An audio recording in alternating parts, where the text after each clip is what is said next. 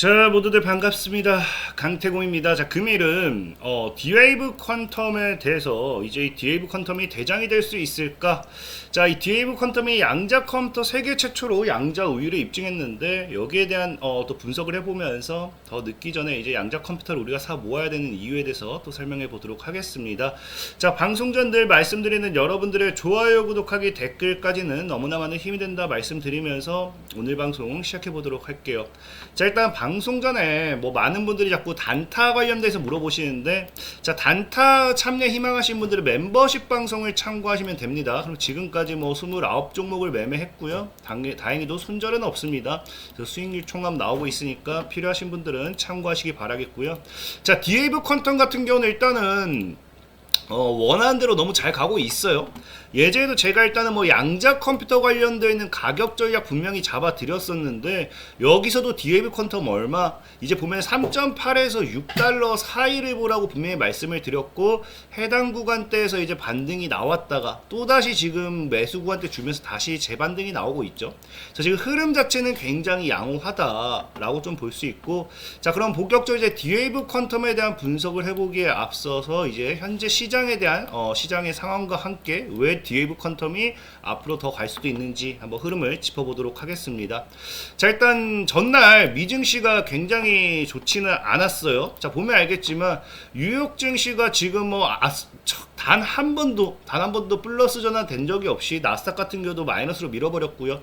다우 지수 같은 경우도 밀어버렸고, 지금 전체적으로 시장의 낙폭이 커지고 있는 상황이다. 자, 그럼에도 보면은 뭐 사실 뭐 엄청난 기업들의 낙폭이 나오진 않았습니다. 뭐 보면은 뭐 2%, 3%, 사실 뭐 애플도 3% 밀렸다라고 많이 밀렸어야 할 수 있겠지만 뭐 예전만큼, 며칠 전만큼 엄청난 낙폭은 나오지 않았고요. 다만 중요한 거는 사실 어제 시장이 올라가야 정상이었다 생각을 해요. 시장이 어제 올라가야 정상이었는데 이렇게 빠졌어요. 보면 아시겠지만 어제 우리가 기다리고 있던 게 사실 CPI 지수도 굉장히 긍정적으로 나왔기 때문에 PPI 지수까지도 이제 긍정적으로 나오면 굉장히 최고다라고 이제 이야기했는데, PPI 지수가 어떻게 되었다? 자, 2월 생산자 물가가 예상치를 크게 하회했다라는 거예요. 그래서 실질적으로 보면은 전망치인 0.3%보다 뭐한다? 훨씬 더 낮았기 때문에 이건 굉장히 큰 호재였다라는 겁니다. 특히나 이제 여러분들도 알다시피 최근에 이제 미국 같은 경우는 우리나라에까지 요청을 할 정도로 이제 계란 가격이 엄청나게 폭등하고 있잖아요. 그러다 보니까 지금 계란 가격이 이제 전월 대비해서 무려 53.6%나 올랐는데도 결국에 뭐가 되었어요? 이 도매 물가가 전월 대비 보합으로서 굉장히 긍정적으로 나와주고요. 그러다 보니까 사실상은 뭐다? 인플레이션 우려가 완화가 되었다라고 하면서 이 역시도 굉장히 호재였습니다. 그리고 이제 PPI 지수와 함께 우리가 기다리고 있던 거는 신규 실업수당 청구 건수였죠. 근데 실업수당 청구 건수조차도 뭐했다? 전주 직전주보다 줄었다라는 거예요. 그래서 역시나 예상치를 하회했기 때문에 굉장히 사실상 시장에서는 뭐가 된다? 긍정적인 지표들이 꾸준하게 나와 주었다라는 겁니다. 굉장히 꾸준한 지표들이 나와 주었는데, 그럼에도 뭐한다? 뉴욕 증시는 밀렸다. 그럼 왜 밀렸는가를 본다라고 하면 사실상 정답은 하나밖에 없죠. 뭐다? 바로 지속되고 있는 관세 리스크라는 거예요. 관세 리스크. 근데 이것도 웃긴 게 사실 며칠 전 당장 어제였죠. 어제 이제 약간 캐나다 같아요. 캐나다 같은 경우도 이제 유럽이 이제 보복 관세 한다고 하니까 지금 이제 트럼프가 이제 또 전기료 50%, 철강 50% 관세 인상한다라고 하면서 이제 또 캐나다 깨갱하긴 했거든요.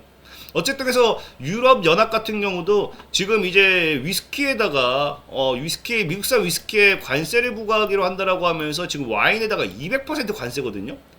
그러니까 사실 이거는 좀 제가 봤을 때 200%는 좀 이거 미친 거 아닌가 생각하는데, 어쨌든 트럼프 입장에서는 지금 굉장히 기분 나쁘니까 200% 관세를 매기겠다라고 하거든요. 그래서 지금 뭐 유럽 연합이 지금 여기서 깨갱해주면 좋은데, 좀 이제 이게 관세 리스크가 좀 더 커지고 있는 게 뭐냐고 하면은 깨갱할 생각이 없다라는 겁니다. 보면 알겠지만 지금 뭐한다? 우리는 지금 1년 넘게 준비를 해왔고, 그렇기 때문에 얼마든지 우리는 버틸 거다. 그러니까 어떤 일이 일어나도 우리는 준비가 돼 있다라고 이야기하는 걸 봤을 때는 아마 이제 단기간에 관세 리스크가 해결되지 않을 거를 좀 예상해 볼 수 있겠죠. 특히나 뭐 그나마 다행인 거는 좀 열어놨어요. 우리는 언제든 협상에 열려 있다라는 걸 강조를 했기 때문에 사실 뭐 얘네들도 어쨌든 연합이잖아요. 그러니까 이 유럽 연합이기 때문에 어쨌든 뭐 보여주는 입장에서는 좀 쉽게 깨갱거리진 않겠다라는 거지. 협상은 열어놨다는 점에서는 이 부분은 좀 긍정적으로 볼 수 있습니다. 그러다 보니까 어쨌든 관세 리스크는 지속되고 있고요. 특히나 우리나라 같은 경우도 지금 관세 리스크를 본다라고 하면은 당장 4월 2일이 또 상호관세 재확인이죠. 그래서 당장 사실 4월 2일까지도 관세 리스크는 살아있을 시장 자체가 지금 절대적으로 긍정적인 시장은 아닙니다. 불안정한, 불확실한 시장이고요.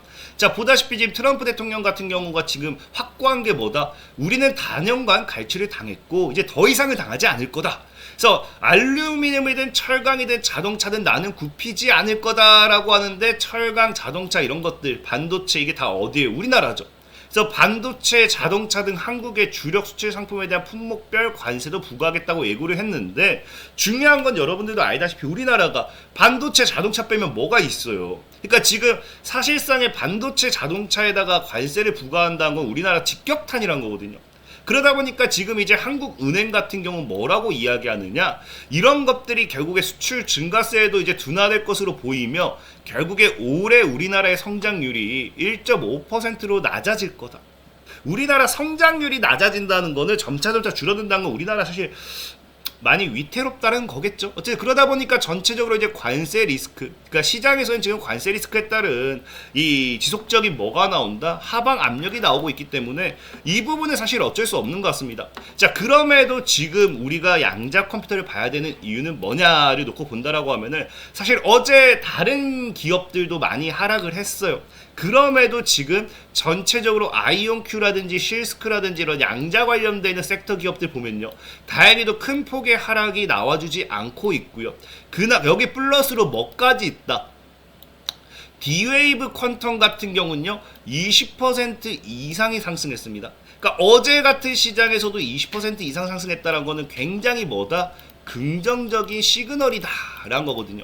그럼 왜 이렇게 양자 컴퓨터는 어제 같은 시장에서도 오히려 잘 버텼느냐를 놓고 본다라고 하면은 어제도 얘기했지만 지금 양자 컴퓨터는 당장 뭐가 이제 눈앞에 다가와 있다? 바로 이제 GTC죠. 이제 당장 다음 주면요 이제 엔비디아의 GTC 2025가 열리고요.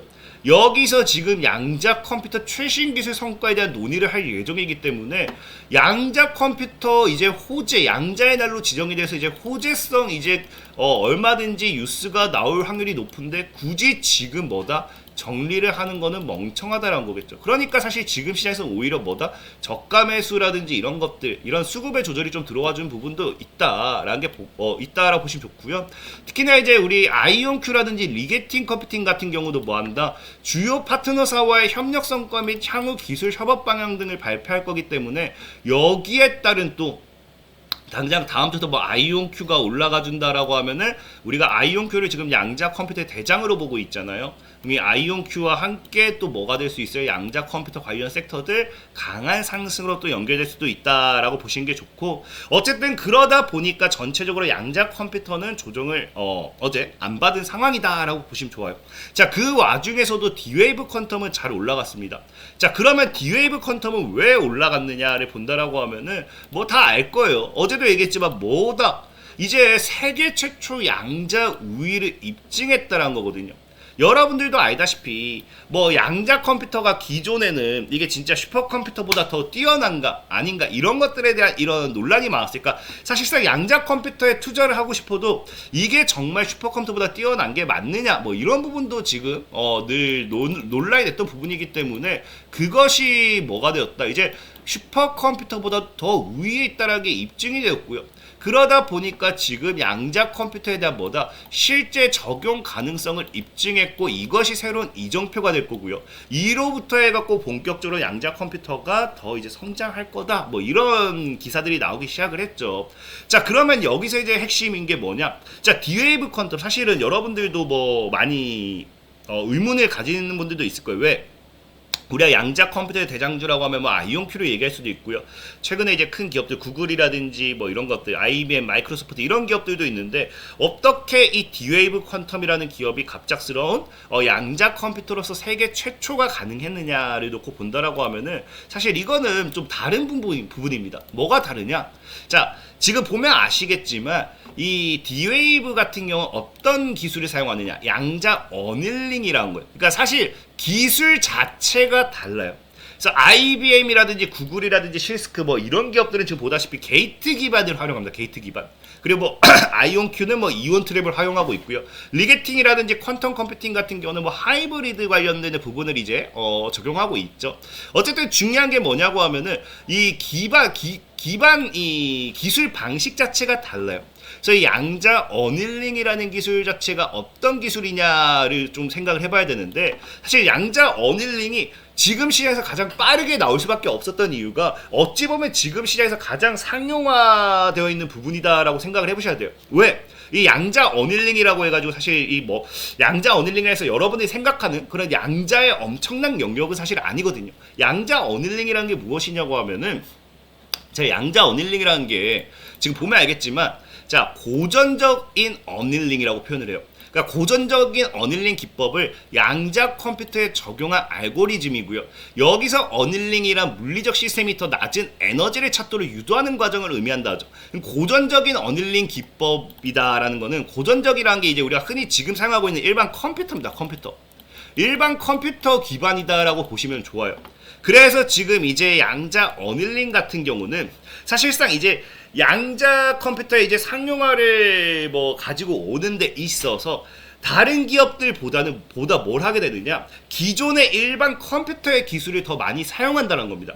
그래서 실질적으로 양자 컴퓨터 관련되어 있는 기업들은요, 지금 뭐 다른 일반적인 컴퓨터의 기술을 뭐 사용 안 한다라고 이야기하진 못하겠지만 보다 뭐예요? 더 많이 사용을 함으로써 지금 사실상은 일반 기존 컴퓨터의 기술을 사용을 했기 때문에 그만큼 더 빠르게 이미 있던 기술을 가지고 거기 뭐 더 씌웠다라고 좀 생각하시면 편해요. 그래서 뭐 물론 새로운 양자 컴퓨터를 만들어내긴 했지만 기존의 기술을 보다 좀 더 많이 활용한 부분에 있어서 다른 컴퓨터보다 좀 더 빠르게 상용화될 수 있었던, 좀 이렇게 발전할 수 있었던 부분이다라고 보시면 좋고, 중요한 건 또 뭐냐고 하면은 이 양자 어닐링이라는 기술이 보면 알겠지만 지금 뭐 하고 있다?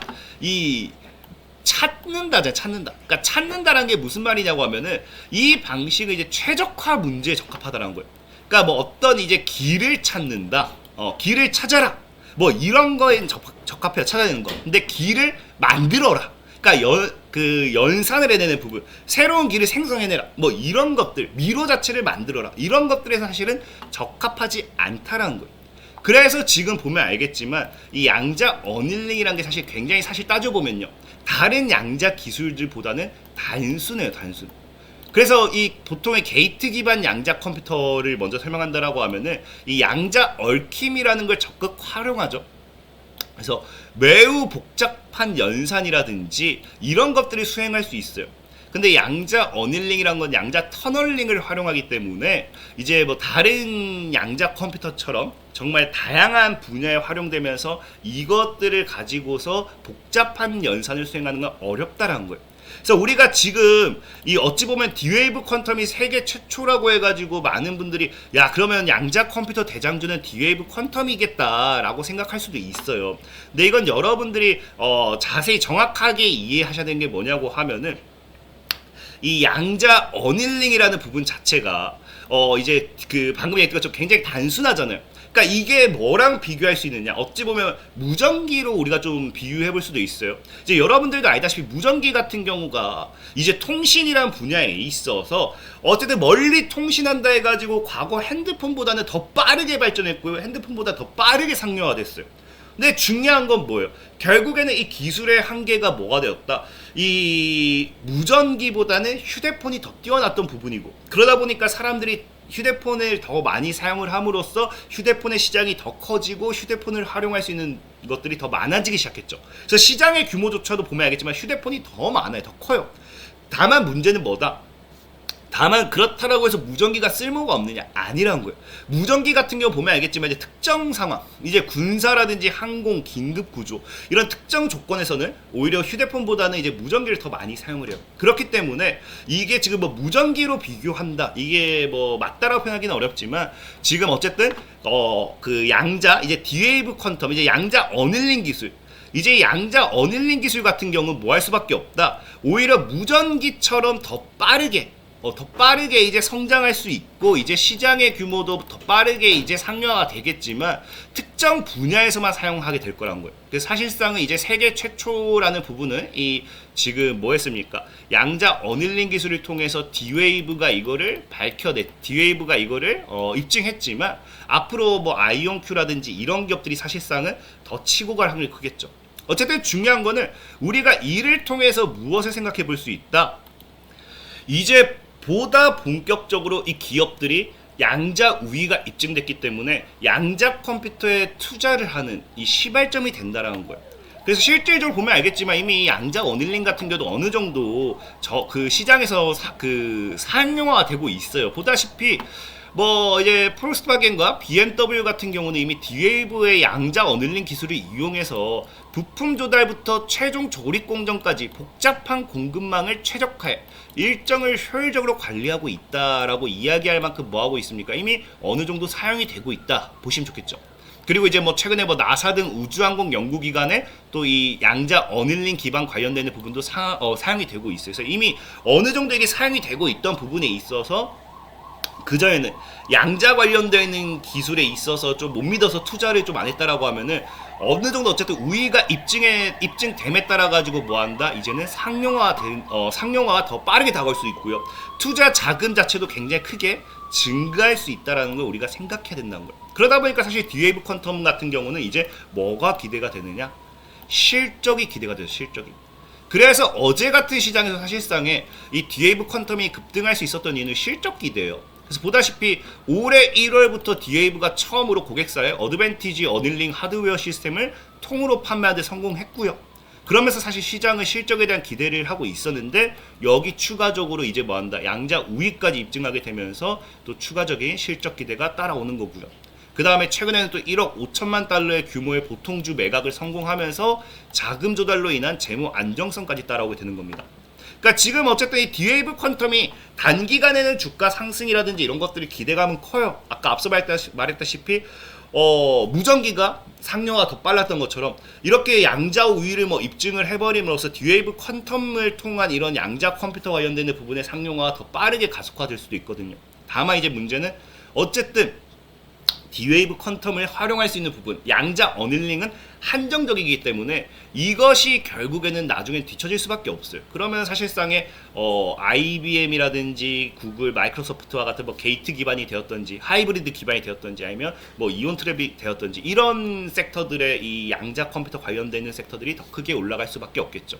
어쨌든 결과론적으로 양자 컴퓨터는 D-Wave 퀀텀 덕분에 다 같이 올라갈 수 있는 발판을 마련했다. 이게 중요하다 생각하고 있습니다. 그래서 어쨌든 뭐 단기적으로 본다라고 하면은 D-Wave 퀀텀의 주가 상승폭을 상승이 더 가파르지 않나 생각해보고 있고, 장기적으로 봤을 때는 이제 뭐 다른 이 아이온큐라든지 이런 섹터들의 흐름까지 생각해보시면 좋을 것 같다라고 말씀드리면서 오늘 방송 마무리하도록 하겠습니다. 자, 지금까지 강태공이었고요. 여러분들의 좋아요, 구독하기, 댓글까지는 너무나 많은 힘이 된다 말씀드리면서 자, 모두들 안녕.